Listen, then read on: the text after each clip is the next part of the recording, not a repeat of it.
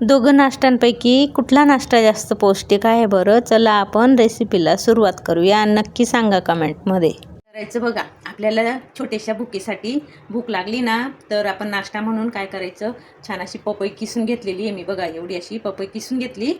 मग आपण आता या पपईमध्ये काय काय टाकायचं आहे बघूया. सगळ्यात आधी आपण मस्त एका कटोरीमध्ये हा केस घेऊन घेतलेला आहे.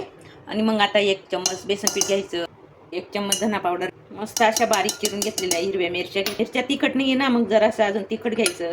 रंग यायला पाहिजे म्हणून जराशी 1 चिमूटभर हळद घेतली आणि चवीपुरता थोडंसं मीठ टाकून घ्यायचं. वरून अशी बारीक चिरलेली कोथिंबीर टाकून घ्यायची. जरासं लागता पाणी टाकून आणि मस्त छान चम्मचने मिक्स करून घ्यायचं. असं एकजीव करून घ्यायचं. हे बघा, असं करून घेतलं मी मिक्स सगळं. आता ना लगेच गॅस पेटवायचा. हे बघा, त्याच्यावर ना असा तवा ठेवायचा. तवा गरम झाला का बघायचं. छान मस्त असं ब्रशने तेल लावून घ्यायचं.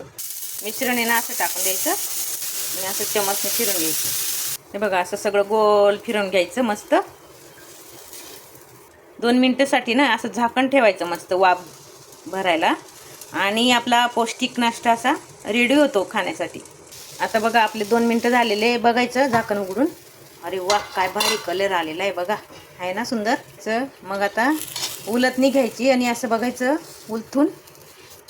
वाव, भारीच ना. बघा, आता बघायचं शिजला का काय.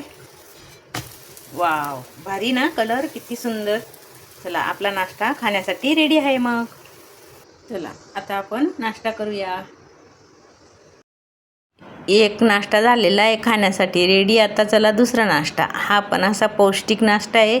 मग आपण आता एका प्लेटमध्ये कुरमुरे घेतले, फरसाण टाकून घेतला, छोटासा टमाटा कापून घेतला आणि कैरी काकडी कापून घेतलेली आहे.